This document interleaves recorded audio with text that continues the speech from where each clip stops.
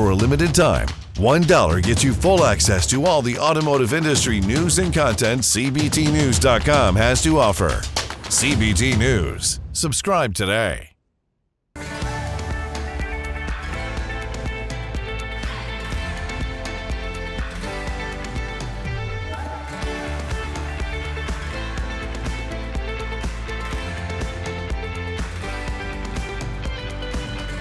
Welcome to CBT News with Bridget Fitzpatrick. Good morning, everyone. Welcome back to CBT News. I'm Bridget Fitzpatrick. Thank you so much for joining us. Today on Inside Automotive, we're joined by Aaron Baldwin, Chief Product Officer at Automotive Mastermind. But first, here are today's top stories.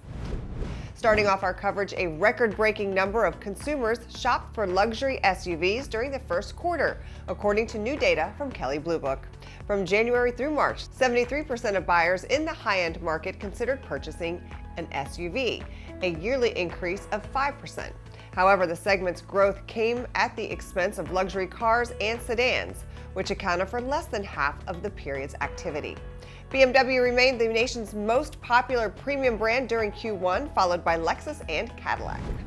Up next, quarterly numbers provided by the California New Car Dealers Association reveals 1/3 of all electric vehicles sold in the state were purchased from franchise dealers. While direct sellers remained in control of the market, third-party resellers saw sales volume gain 140% over early 2022. Among non-franchise EV brands, Tesla continued to be the state's dominant player, with sales rising 10.6% year over year. By the end of March, electric cars accounted for 20% of all vehicle transactions, a record-breaking number for the region.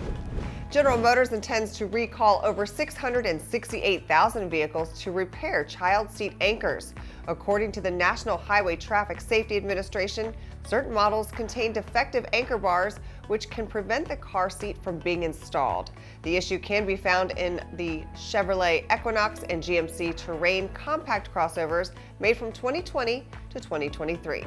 Until affected owners can take their cars for repairs, GM urges drivers to use the rear seat belts to keep children secured.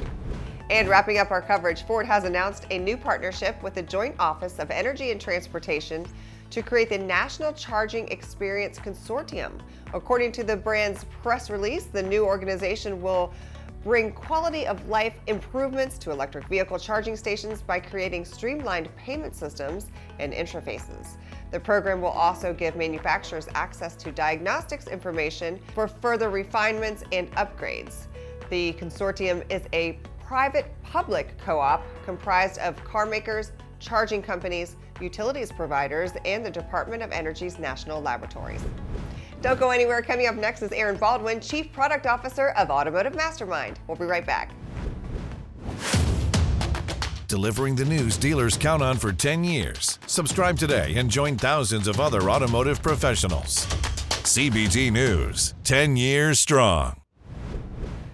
Data has become an invaluable asset for dealerships, but how do store owners use information effectively? On this episode of Inside Automotive, we're joined by Aaron Baldwin, Chief Product Officer of Automotive Mastermind, to tell us more about the role data plays in a dealership's success. Take a look. You know, in today's rapidly evolving automotive retail industry, and as we sit here, it's probably just changed 3 more times, adapting to challenges is crucial for dealerships to stay ahead of the competition. Tell us why a dealership's data is key to navigating through those challenges to drive sustainable success. Yeah, no, that's a great question, Jim. You know, the backbone of most data-driven marketing campaigns is the first-party data of a dealership. And while we've been saying this for a few years, it is incredibly valuable, and it's incredibly valuable as long as we take care of it. So as dealers look at their business and how they're going to evolve over time, making sure that they have very clean data, that they're in ownership of that data, and that all of the partners that they work with are prioritizing the security and proper transmission and processing of that data. That needs to be one of their critical focuses. But it's not just about the data and ownership and making sure it's secure. It's also about activating that data. And that can be, thought of in multiple different ways. But dealers need to think about, well, now that I've got it clean and now that it's secure, how do I make sure I'm getting the most out of it? How do I find new revenue channels from it? And how do I integrate that across the rest of the technology that my dealership uses so that my service advisors, my sales teams, my sales managers can use that data to make smarter decisions inside the store? All right, be sure to watch this interview in its entirety right here at cbtnews.com. That wraps up our show for today, but we invite you to join us back here again tomorrow morning for all the latest news and trends impacting the retail automotive industry. And be sure to follow us on TikTok, LinkedIn, Facebook, and Twitter. I'm Bridget Fitzpatrick. Thanks for watching, and have a great day. CBT News, your #1 resource for auto industry news and content.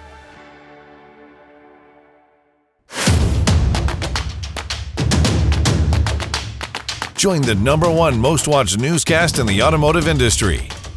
CBT News. Subscribe today.